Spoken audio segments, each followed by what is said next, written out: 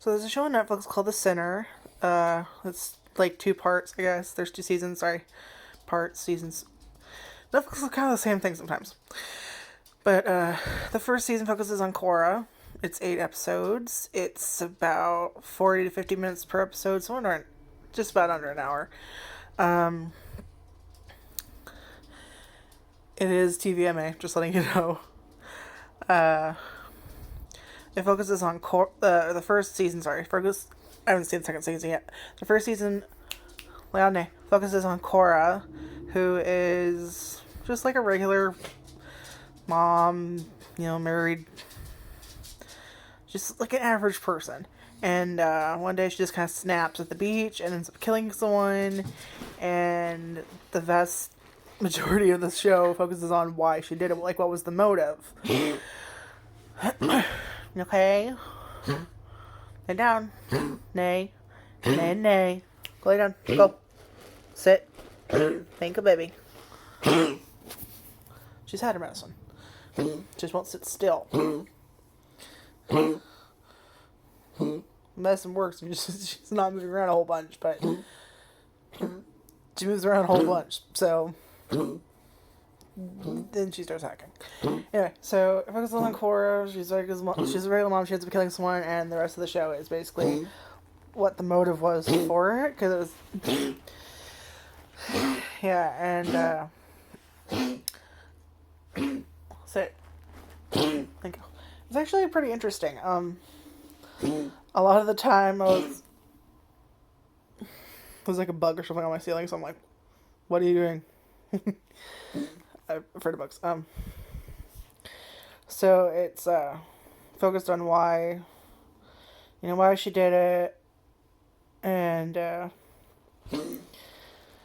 don't know how to describe it. Like, it's basically it. Like, when I first heard The Sinner, I actually saw, I think it was a trailer for the second season, which I haven't seen yet, but and I don't know why. I don't know if it's just I wanted it to be like a supernatural thing. For some reason I thought it was like some kind of supernatural type show. Like one of those shows where it's not necessarily obvious it's supernatural. It's like, I thought it was one of those shows like where everything's normal, but there's a deep hidden evil thing in the background and unexplained things are happening. Like, that's what the fuck I was thinking. I don't know why. I honestly don't know. I'll have to go back and watch the trailer and see why I thought that. But, I actually ended up liking it. It's kind of a slow burn. Like, it's very, like, there's only 8 episodes for the season. The first season, first part, whatever the fuck you want to call it. It says 2 seasons if you look under the title, like, for the actual thing, and it's divided into Julian and Cora. Obviously, I'm talking about Cora. Which is the first season. And just, I don't mean by like a slow burn as like, you kind of watch them figure out, including her, why she did it.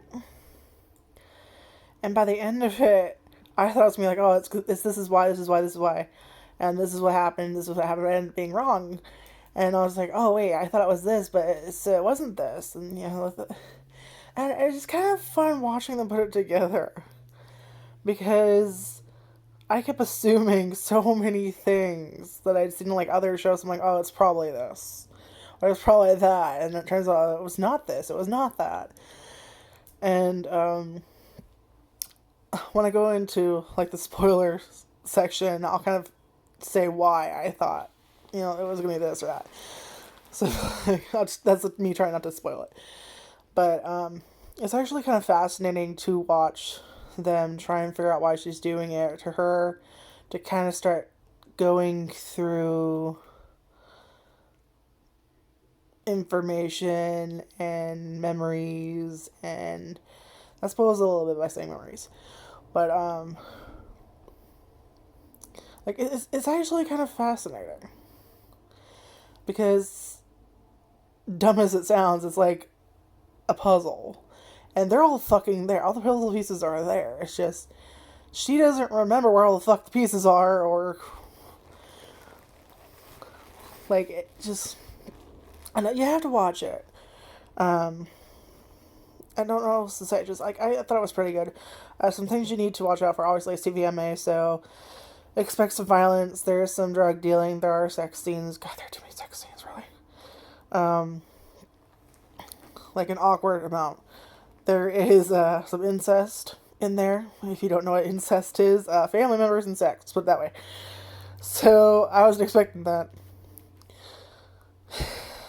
but some swearing, drug use, some incestuous scenes, kind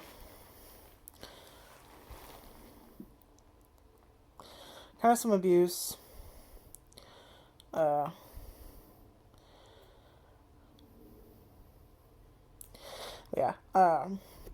I guess I thought it would be a lot worse than what was actually there. Like, I was expecting, like, all the horrible shit, and I was just like, oh, no, it's still horrible shit, just not as horrible as my mind was going. Yeah, anyway, for the spoilers, basically, I thought there might be, like, human trafficking, or, like, some rape, like, someone being held against the world and kind of, like, tortured, something like that. It turns out that's not the case. There wasn't really any rape there. It was consensual. There is, like, a bunch of things you find out later. Like, Cora ends up thinking she's a heroin addict when really that was not the case. But you do see her do drugs. Like, I was expecting a lot worse. Like I said, like, I expected her to, like, her past to be that, like, maybe, some kind of, like, maybe they were forced prostitution or something, like, really dark like that. Not to say that the other stuff isn't dark. But, like, I was expecting, like, a lot more sexual abuse and physical abuse in the show than there actually was. I don't know, I'm laughing. But it's not funny. I honestly don't know why I was laughing. It was, like, some weird thing that happened there. I think I was laughing because it's so awkward how I'm trying to explain things, and it's not quite right. But yeah, like, that's what I was expecting, is somehow the supernatural thing. I don't know why I thought there was anything supernatural going on in this show. Maybe it was, like, creepy child unexplained murder for the second season trailer or something, where I was like, oh, maybe it's he's possessed or something. I don't know. I'm with her. But it actually was pretty interesting. I'm thinking of watching the second season, second part. Again, with Netflix, I get confused. Because every time I think there's the second season, it's really like the second part of the first season. Chilling Adventures in Sabrina. So I'm getting confused. But I did end up thinking it was interesting. And I'm kind of curious about the second part. And is any of it going to be related to the first part? Or is it just going to be like its own thing? I don't know. I'll have to, try the first episode and see if I want to, watch the rest of it and keep up with the show. If it is still going, I don't know if it is or not. I just know there's 2 seasons on Netflix right now. But I guess the first is, they're about each. No, stop that. Anyway, it started autoplay. But I don't really know what else to say. Just like it was good. I think it was interesting if you're kind of into shows where not everything is what it seems, and kind of like watching someone recover their memories, put the pieces together about what is the motive for this seemingly random crime. If you like shows where they're putting everything together, and you actually kind of get to see them do that, then maybe try this show. Just be aware that there are some, it is TVMA for a reason. So, anyone under the age of 18, I would suggest not watching it. Like, I know there's people who are under the age of 18 that could handle this shit and more, and be perfectly fine. But, like, just be aware of that. It's meant for older audiences. So if there's any trigger warnings for you, like if you can't handle rape scenes or overly religious to the point it's almost abusive, if not already abusive. I need to have like a definition of abuse. Because when I think of abuse, I think of like that super hardcore shit where it's so obvious no one can say it's not abuse. So, like I said, I was expecting a lot harder than it actually ended up being. But, some like super overly religious to the point it's abuseful. Is abuseful a word? To like, yeah, basically Cora, what happened, some of it does have to do with her past. And, you know, these things like her getting into drugs and going on these dates and that kind of thing stems from the very religious background she had, where her and her sister had to live with these super strict religious parents. And you could tell it definitely had a toll on them, combined with her sister's illness. And